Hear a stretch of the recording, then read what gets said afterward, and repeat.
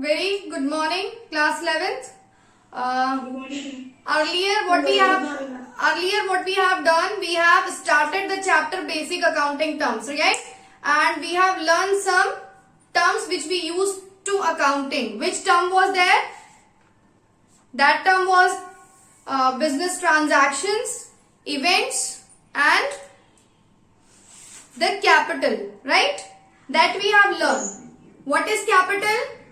The amount which is invested by the proprietor of a business, that is called capital, right?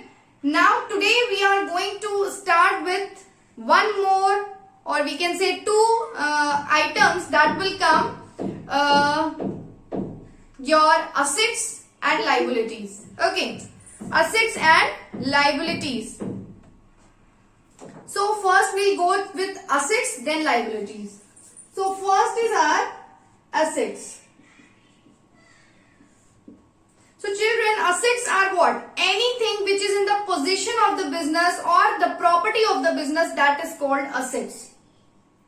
जो business की property होती है या business को run कराने में जो चीजें जो यूज की जाती हैं, these all are called assets. Anything which is in the possession or in the property of a business enterprise, including the amount due to its from others, is called an assets. And if we talk about in other words, we can say which will enable a business enterprise to get cash or get benefit. Anything which enable the business to get cash or to get the benefits, these all are called assets. Okay, cash, bank balance, furniture, machinery, land and buildings, bills receivable, money which are owing by debtors, they all are assets. So anything which is in the possession or the property of the business, possession, property of business, and which enable the business to get cash, or you can say the benefits. These are called assets. The property of the business or the possessions of business enterprise, or the things which are enable the business enterprise to get cash and the benefits. Like land, examples, land, building, machinery, etc. Now, the next point is if we talk about the classification of assets. What are assets? How many types of assets are there? So, there are further classification of assets, that assets are divided in some parts. Right? Assets, we can say these are divided in two parts, that is non-current assets and current assets. Mainly it is divided in two parts, that current assets and non-current assets. Otherwise, so these are 5 type of assets. So first, current assets.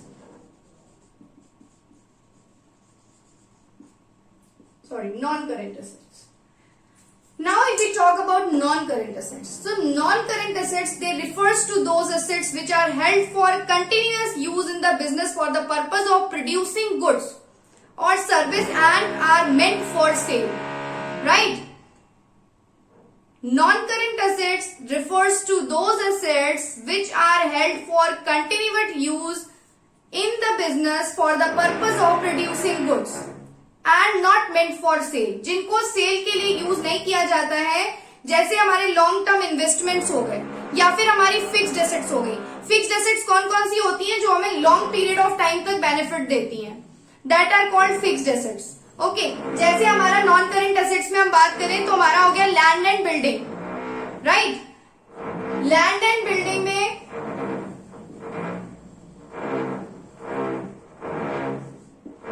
land and building, machineries, plant.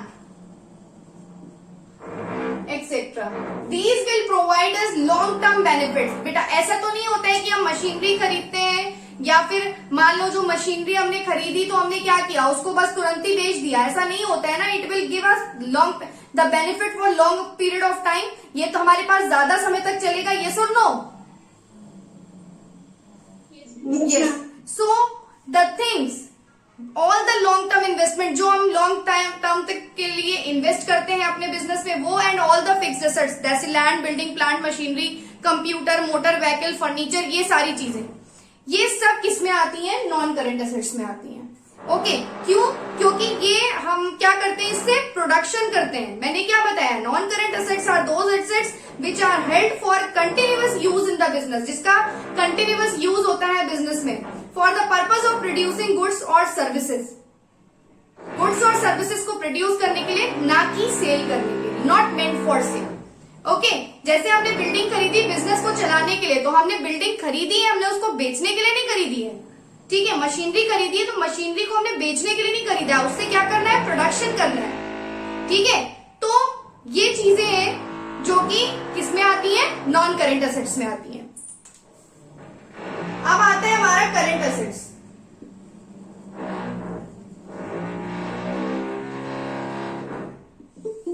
Right, अब हमारा आता है current assets.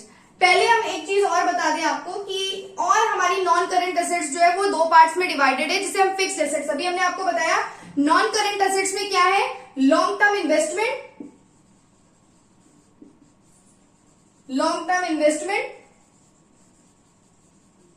और हो गया हमारा fixed assets. ठीक है, फिक्स्ड एसेट्स मतलब land, building, machinery, plant etcetera. सो फिक्स्ड एसेट्स, बेटा हमारी ये जो फिक्स्ड एसेट्स होती है ये दो पार्ट्स में डिवाइड होती है। फिक्स्ड एसेट्स को हम बोलते हैं या तो टैंजिबल और या intangible. So fixed assets is divided again in tangible and intangible, right? Up what are tangible and what are intangible? The tangible assets, the tangible assets are those assets which can be touched, which can be seen. जो assets हम touch कर सकते हैं, scene कर सकते हैं, देख सकते हैं, जिनका फिजिकल एग्जिस्टेंस है, these all are called fixed tangible assets. Okay, that can be touched and seen.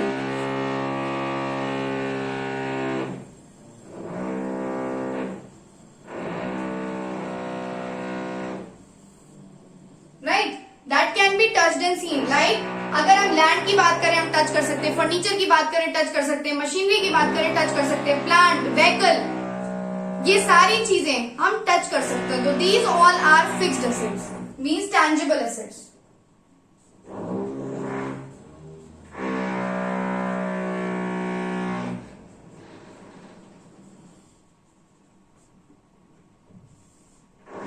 Intangible assets. Intangible assets are those assets which do not have any physical existence, जिसकी कोई physical existence नहीं होती है, that cannot be seen, that cannot be touched, right? जैसे goodwill. Goodwill is what? Goodwill is the reputation of any person or any firm or any individual. ठीक है, so goodwill can be seen. Suppose आज मैं आप लोगों को पढ़ा रही हूँ, आप लोगों को मेरी पढ़ाई बहुत अच्छी लग रही है, बहुत समझ में आ रही है, ठीक है, तो आप लोग क्या करोगे, आप लोग दूसरे को भी रेकमेंड करोगे, हाँ मैम बहुत अच्छा पढ़ाती है, आप उनसे पढ़ो। अगर मैं अच्छा नहीं पढ़ा रही हूँ तो you will not recommend me anywhere, आप किसी से ये बात नहीं कहोगे कि मैम अच्छा पढ़ाती है। तो क्या है, अगर मैं अच्छा क्वालिटी दे रही हूँ तो उसका क्या मतलब है, मेरी गुडविल क्या है, बढ़ रही है। गुडविल क्या होती है, इट्स अ रेप्यूटेशन। ठीक है, सो गुडविल, तो गुडविल क्या है, हम छू सकते हैं गुडविल को, नहीं छू सकते हैं, हम फील कर सकते हैं। ठीक है, it can not be touch, it can not be seen. ठीक है, और फील कैसे, ये नहीं कि छू के फील कर सकते हैं, उस चीज को हम महसूस कर सकते हैं कि हाँ चीज की गुडविल, किसी भी चीज की रेपुटेशन अगर अच्छी है, आप कोई चीज क्यों खरीदते हो, वो चीज अगर अच्छी क्वालिटी वाली होती है तभी खरीदते हो, यस और नो? ठीक है, तो वही चीज है कि जो एसेट्स जिन्हें हम टच नहीं कर सकते, जिन्हें हम देख नहीं सकते, the assets which do not have physical existence, that cannot be seen, that cannot be felt. These all are called intangible assets. Like goodwill हो गया आपका. जैसे कंप्यूटर है, कंप्यूटर हमारी एसेट्स है, फिक्स्ड एसेट्स है या हमारी फिक्स्ड एसेट्स में टैंजिबल है या इंटैंजिबल है? जल्दी बताइए. It's intangible assets. But computer के अंदर हमने जो सॉफ्टवेयर डाल रखा है वो क्या है? इंटैंजिबल है. आई बात समझ में? तो इसी तरह what ever the assets, those assets which do not have any physical existence, that can not be seen, touched and feel, these are called intangible assets. Like if we talk about examples, so goodwill, copyright, patent, trademark, etc. Okay, now अब अगर हम बात करें कि और ये mainly हमारी assets थी जो अभी तक ज्यादातर आपके क्वेश्चंस में या आपसे ज्यादातर क्वेश्चंस में ये पूछा जाएगा, थ्योरी हो चाहे प्रैक्टिकल हो. आपको ये डिफरेंशिएट करना आना चाहिए कि कौन सी एसेट्स क्या है, क्योंकि ये क्लासिफाई करना बहुत जरूरी होता है कि कौन सी एसेट्स जो है वो आपकी करंट एसेट्स है, कौन सी नॉन करंट एसेट्स है, उसमें से कौन सी टैंजिबल है, कौन सी इनटैंजिबल है. ठीक है. सो द एसेट्स का मतलब एक proper simple meaning which are the property of the business which enable the business to get cash और cash benefits. These are called assets. These are divided mainly in two parts, current assets and non-current assets. Non-current assets की बात अगर हम करें तो non-current assets is divided. Non-current assets first of all होते क्या है? The long-term investment or fixed assets. These all are called long-term, means non-current assets. Means non-current assets refers to those assets which are held for continuous use of the business for the purpose of producing goods and services, not meant for sale. Like long-term investment and fixed assets. अब fixed assets की बात करें तो fixed assets is divided in two parts, that is tangible and intangible. Tangible assets that can be touched and seen, like building, machinery, plant, furniture, car. Intangible, goodwill, copyright, which cannot be seen and touched and feel, which do not have any physical existence. Okay? So children, अभी तक हमने बात की अपनी non current assets की, right? Now we are talking about the current assets. ठीक है. Now we are talking about the current assets. So first of all, current assets is what? Current assets are those assets which are meant for sale or which the management would want to convert into cash within 1 year. जो भी assets convert की जाती हैं 1 साल के अंदर cash में, these are called current assets. So current assets are what? Those assets which are meant for sale, which are meant for sale. Or convert by which the management would want to convert into cash within 1 year. Convert into cash within 1 year. That are called current assets. ठीक है. अगर अब आप बात करें कि current assets क्या होते हैं, करंट एसेट्स वो एसेट्स होते हैं which are meant for sale, जो कि सेल करने के लिए लिए जाते हैं, जो होते हैं हमारे पास, और जो कि मैनेजमेंट ये चाहता है जिसको 1 साल के अंदर कैश में कन्वर्ट हो जाए. तो इनका क्या होता है? शॉर्ट लिवाइड और एक्टिव एसेट्स कहते हैं. जैसे डेटर्स हो गए. डेटर्स मतलब क्या हुआ बेटा? जो डेटर्स हमारे होते हैं, डेटर्स कौन है? जिन्होंने हमसे पैसा लिया है. ठीक है. Debtors are what? डेटर्स जिन्होंने हमसे पैसा लिया है. तो डेटर्स क्या है? हमें पैसा देंगे तो इट्स आर एसेट्स. लेकिन ये क्या है? ये for short time of period के लिए. आप किसी को पैसे देते हो, किसी पर्सन को उधार देते हो, तो एक शॉर्ट पीरियड ऑफ टाइम के लिए देते हो. ठीक है. 1 महीना, 2 महीना, 6 महीना या फिर कम, ज्यादा से ज्यादा साल भर. साल भर के अंदर क्या होता है? वो पैसा हमें वापस मिल जाता है. तो जब हमने डेटर्स को पैसा दिया तो हमारे पास डेटर्स है. ठीक है, जो हमें पैसा देंगे वो हमारी एसेट्स है। लेकिन 1 साल के अंदर जब हमें पैसा वापस मिल जाएगा तो वो डेटर्स कन्वर्ट हो जाएंगे किसमें, हो जाएंगे कैश में कन्वर्ट। यस और नो? Yes, ma'am. सपोज आपको मैंने पैसे दिए, ठीक है, आपको मैंने 5,000 रुपए दिए, ठीक, तो अभी मैंने आपको 5,000 रुपए दिए तो यू आर माई डेटर, ठीक है। अभी हमें पैसे वो मिले नहीं है, तुमने मुझसे कहा कि मैं 6,000 रुपीज आपको आफ्टर 6 मंथ दे दूंगी, ठीक, तो जब after 6 month you will pay off that amount, तो then our debtor, my debtor will convert it into cash, right? So, whatever the current assets are, those assets which are meant for sale or which the management would wants to convert it into cash. Okay, जैसे debtors हो गए, they are expected to be converted into cash within 1 year, in short period of time. Stock, जो हमारे पास stock होता है उसको हम क्या करते हैं, कंटिन्यूअस सोल्ड करते हैं, सेल करते हैं, तो क्या है वो हमारा क्या है, वो हमारा करंट एसेट्स है। क्या है स्टॉक, क्या है करंट एसेट्स है। जैसे हमारा बिल हो गया, जैसे बिल्स रिसीवेबल की बात करूं मैं, अगर बेटा बिल्स रिसीवेबल क्या होता है मालूम है? What is bills receivable? Have you have learned in 10th class, I think. Yes or no?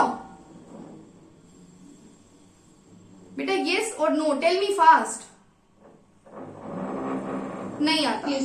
Okay, so bills receivable क्या है? जब हम किसी को सामान कुछ उधार बेचते हैं, सपोज मैंने कोई सामान आपको उधार बेचा, ठीक है, तो अब मैंने सामान आपको उधार बेचा, आपने मुझसे कहा मैं आपको 6 महीने बाद पैसा वापस कर दूंगी, ठीक, आपने मुझसे बोला 6 महीने बाद वापस कर दूंगी, तो मेरे पास भी कोई तो प्रूफ होना चाहिए ना कि हाँ 6 मंथ बाद आप मुझे पैसा मुझे वापस कर दोगे। तो मैं क्या कहूंगी, मैं अपना अकाउंटेंट से कहूंगी कि भैया एक बिल लिखो 6 मंथ का कि इन्होंने मुझसे इतना पैसा उधार लिया है और इस डेट को इतने महीने बाद ये मुझे इतना पैसा वापस कर देंगे विद इन इंटरेस्ट, ठीक। अब वो बिल लिखा, बिल हमारे अकाउंटेंट ने बनाया और मैंने आपको दे दिया, ठीक है, मैंने आपको दे दिया और मैंने आपसे कहा कि अब आपको क्या करना है, after 6 month you have to accept it, you have to write your sign here. तो वो राइट साइन जब कर देंगे तो वो बिल एक्सेप्ट हो जाएगा, ठीक है। तो वो क्या है, आफ्टर 6 मंथ जब वो हमें पे करेंगे तो वो हमारा बिल किसमें कन्वर्ट हो जाएगा, बिल किसमें कन्वर्ट हो जाएगा, कैश में, ठीक है, with in short period. Now have you understood what is current assets में? अगर हम बिल्स की बात करें, ठीक है, क्योंकि अभी आपको ये पॉइंट ठीक से क्लियर नहीं हुआ है कि बिल्स पेबल क्या होता है और बिल्स रिसीवेबल क्या होता है, ठीक है। देखो बेटा, सबसे पहली चीज तो जो समझने वाली है वो ये है कि बिल्स पेबल हमारा जो होता है वो लाइबिलिटी होता है, ठीक है, और बिल्स रिसीवेबल हमारा क्या होता है, एसेट्स होता है, ठीक है। अब ये कैसे होता है ये मैं बताती हूं। सपोज जब हम या कोई भी सेलर उधार माल बेचता है, सामान को उधार बेचता है, ठीक है, तो उसके बदले में उसे, भाई जाहिर सी बात है, अगर सपोज मैं एक सेलर हूं और आप जो है बायर हो, आपने मुझसे कहा कि मुझे मेरे पास अभी इतने पैसे नहीं हैं और आप मुझे क्या करो, इतना सामान दे दो, गुड्स दे दो और मैं 6 महीने बाद आपको पेमेंट कर दूंगा, ठीक है। So I should have some proof ना that you will pay me after 6 month, right. So 6 महीने बाद वो, तो मैं क्या करूंगी, मैं कुछ नहीं करूंगी, simply I will tell my accountant that you have to prepare a bill. एक बिल बनाओ, bill is nothing, just it's kind of a document, एक पीस ऑफ पेपर होता है जिसपे लिखा होता है सारी डिटेल्स कि इस पर्सन को मैंने इस दिन पे इतनी अमाउंट दी है इस कंडीशन के टर्म्स के अकॉर्डिंग, ठीक है। हो सकता है उस पैसे के बदले में मैं कुछ इंटरेस्ट चार्ज करूं 6 महीने में, हो सकता है ना भी करूं, तो और सामने वाला मुझे किस दिन पेमेंट करने वाला है, वो सारी चीजें, और किन कंडीशंस पे पेमेंट करने वाला, इंटरेस्ट देगा नहीं देगा, कितने % इंटरेस्ट होगा, वो सारी चीजें उस पीस ऑफ पेपर पे मेंशन होती हैं, ठीक। मैंने बेचा है सामान, मैंने अपने अकाउंटेंट से कहा you have to write a bill, उसमें सारी चीजें मेंशन करो, फिर मैं क्या करूंगी, बायर को दूंगी यानी तुमको दूंगी कि आप इसको एक्सेप्ट करिए और आप इस पे साइन कर दीजिए। तो क्या होगा, मेरे पास एक प्रूफ होगा कि on this date I will be getting this amount from that such person. ठीक, तो अब अगर हम बात करें कि 6 महीने बाद हम क्या करेंगे, आप हमको पेमेंट करेंगे, आप हमको पेमेंट करेंगे, तो वो हमारा बिल, जो बिल्स रिसीवेबल होगा वो किस में कन्वर्ट हो जाएगा, कैश। वो हमारा क्या हो जाएगा, कैश में कन्वर्ट हो जाएगा। इसीलिए इसे बोलते हैं करंट एसेट्स। ठीक है, रिसीवेबल है यानी कि हमें मिलना है। ठीक, तो that's why it is an assets. Payable है, पेबल का मतलब हमें पे करना है, तो इसका मतलब क्या हो गया, इट्स एन लायबिलिटी। ठीक है, और क्योंकि ये बहुत शॉर्ट पीरियड ऑफ टाइम के लिए होता है, शॉर्ट पीरियड ऑफ टाइम में ये कन्वर्ट हो जाता है कैश में, इसलिए इसे करंट असेट्स बोलते हैं। Because current assets is what, current assets the assets which can be easily converted into cash, that are assets. अगर हम अब स्टॉक की बात करें तो स्टॉक क्या है, हमारा करंट असेट्स है। क्यों, क्योंकि करंट असेट्स क्या होती हैं, the assets which are continuous for sale. Continuous sale, तो स्टॉक जो है वो हमारा क्या है, वो कंटिन्यूअस सेल कर रहे हैं ना। आई बात समझ में। तो ये हो गया आपका बिल्स रिसीवेबल, हो गया आपके डेटर्स हो गए। डेटर्स क्या होंगे, जब डेटर्स हमें पैसे वापस कर देंगे, डेटर्स और क्रेडिटर्स दो होते हैं, ये भी समझ लीजिए आप लोग। डेटर्स हो गया और क्रेडिटर्स हो गया। ठीक है, तो अगर मैंने तुमको सामान उधार बेचा तो तुम मेरे क्या हुए, डेटर हुए। ठीक है, debtor who will give payment, payment. ठीक है, तुमसे मैं पेमेंट रिसीव करूंगी, तो तुम मेरे लिए क्या हो गए, एसेट्स हो गए, जो कि 3 महीने बाद हम पेमेंट करोगे तो कन्वर्ट हो जाएगा कैश में। और क्रेडिटर कौन, मैं क्रेडिटर हुई, क्रेडिटर जो पैसा तुमसे लेगा। ठीक है, तो तुम्हारे लिए क्रेडिटर क्या हुआ, जल्दी बताएं, liability. Liability. Very good. So चीजें समझ में आ गई, hopefully all the things are clear. Okay, thank you so much.